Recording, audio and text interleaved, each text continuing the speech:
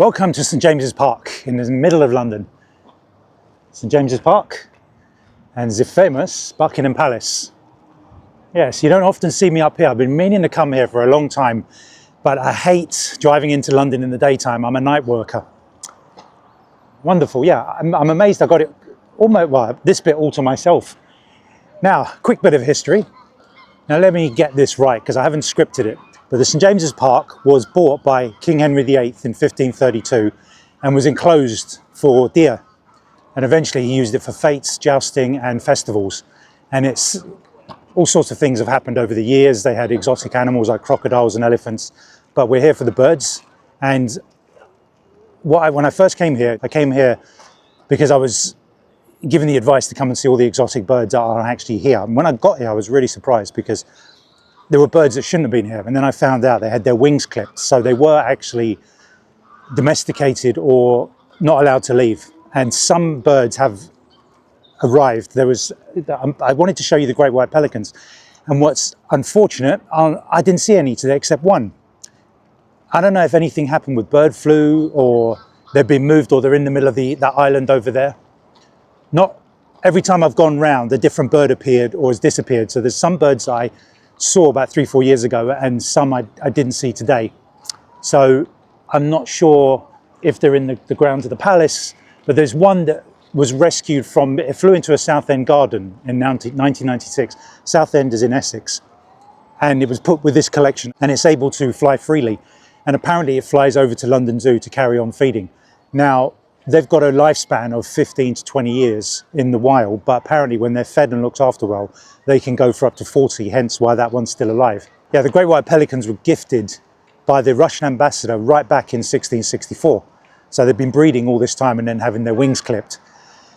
And yeah, so that's quite a few generations they've gone through. But again, unfortunately, what I'll do is I can show you pictures of when I was here and how many there were.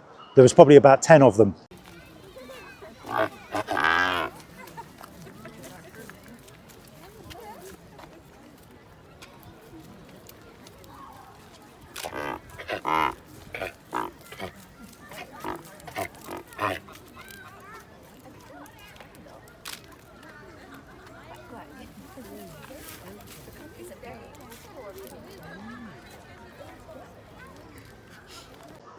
Unfortunately, yeah, I only have this video of one sat on a rock near the front.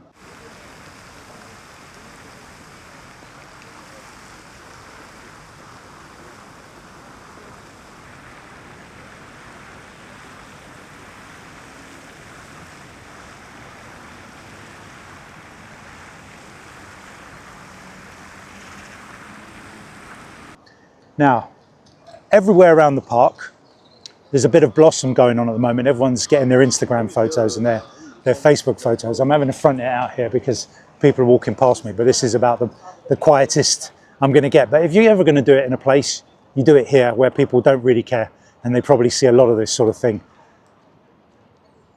Anyway, there are tufties everywhere, coots, moorhens, grey legs walking amongst people while they're having their picnics, even sort of right up to their faces and scaring them up and standing on their feet and running. So they're quite in your face here. There's no mucking around. If for any reason it's just to come here and see all these birds that even if you were 100 meters away, they'd fly away. They'd be at your feet here. So I'm just going to go to refer to my notes. We're quite late. I wanted to get this done today. I had it planned. I ran a bit late, but I wanted to do it. The weather was right and I had a slot. So let's have a rundown. Tufties and then the little grebe, which I presume is wild. The little grebes here are certainly going to be wild. Cormorant on the rock, that's going to be another wild one. And then we've got a couple of grey herons, obviously flying around, so they're going to be wild. There's no way they're going to clip wings for grey herons. And they're moving around this little house, which I'm not actually sure, it's some sort of, maybe it's the caretaker or something that does a bit of gardening. Looking for all the exotic things like the mandarin duck, the wood duck, and the golden eye. I've got the golden eye, the female, early on into the day. And just past that was a neen. And neens are endemic to the Hawaiian Islands. So if you did see that, you might think it was a cross between something like a barnacle goose and a Canada goose. Nearly said Canadian again. I have to catch myself. But yeah, those are Neens. Those are a different species from Hawaii. Ross's goose. Now, I think I read somewhere, I couldn't remember if it was the barhead goose or the Ross's goose, but I'm sure out of the corner of my eye, I saw the Ross's goose fly in.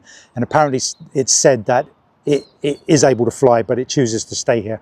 And that's been here since I came here in 2021, whatever it was. And then in amongst these birds that were feeding, being fed by people, Chiloe widgeon, I think that's how you pronounce it. There was a more colourful male one last time. I couldn't find it, so it was just this plainer one. Common pochard in amongst those as well. There are quite a few on the lake. I'd say anything about 15 to 20. At least 2 black swans. Like I said in my Stodmarsh video, they're native to Australia, and they're either kept in zoos or farms here with their wings clipped, or there are actually wild populations that are able to fly around, but endemic to Australia. Single common shelduck, I don't think I saw any more than this, but smaller than you actually think. When you usually see them from a distance. When I see them in the Thames, they look much bigger, but this looks pretty small. This looks only the size of a mallard. Something more exotic here, a red-breasted goose. Now, the last time I was here, there were 3. Couldn't find any more. That's, yeah, it's a pretty impressive looking bird. There's a bit, I thought it was the wood duck at first, but I haven't seen the wood duck. Gadwall, about 6 or 7 pairs. I think just 1 great-crested grebe. Obviously, I can't count every single one, so I'm not sure. Up on the grass, I saw a crow collecting nesting material. There are a lot of wild birds here. I just by the lake, there was a wren jumping about, and I've heard blue tits and blackbirds, robins, and then there were people feeding the rose-necked parakeets. They'll feed out of your hand if you come here with some food for them.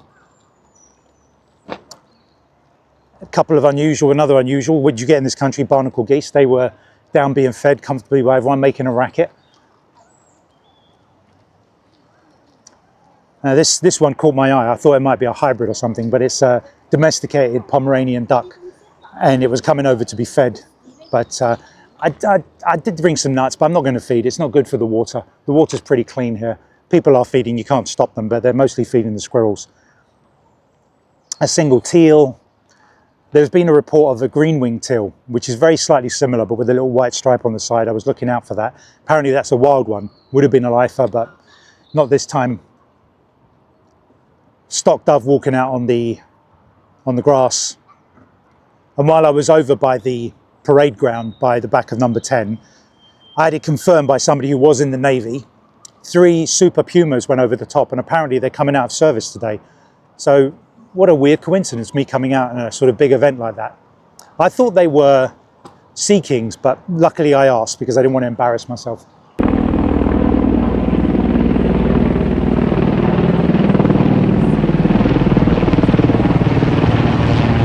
Now, I have been asking about the great white egret, but I've walked into a couple of the cafes and I'm like, I don't think these people are going to know anything about them. They're going to go, what? So I haven't bothered. If I get the information, I Googled it, and the last mention of these things is back in like 2019, 2017. So I have no idea what's going on, why they've disappeared. I'm half guessing they're in there somewhere. Apparently they feed them between, if I'd have got here earlier, I might have seen it. They feed them in the afternoon, around 2:30, 3 o'clock. And then it started to pick up a bit just as the light was going. I got the 3, it wasn't 3 because I'd already seen it. The female goldeneye was with 2 other birds that caught my eye, and they're all hanging around together. It was 2 female goldeneye, but more importantly, a hooded Merganser. What a great bird. It definitely wasn't here the last time in 2021, which is from North America. And I've waited ages for this, what was it again, white-headed duck, ages and ages. It was sleeping with its head, twisted back as they do. And it was swimming, it was keeping one eye open and watching its friends, the goldeneye and the bufflehead, and was swimming along with them. And I sat there for about 10 minutes waiting, and eventually it did stick its head out and I got it. And they actually came up expecting to be fed. So it was very tempting, but I've got to get this done. I do have a little bag of nuts in my bag. But I don't want to feed the birds. They'll find their own food. And they are from Spain and Africa, and their population's dwindling. I've seen them in Malaga when I went down there, but from a distance. So it's nice to get them much closer this time, even though it is quote unquote domesticated. And then finally, I was a bit worried because the last time when I was here, they were up on the grass sleeping, a couple of barhead goose. No, Napoleon, I think the Napoleon animals is only like the singing of the animals.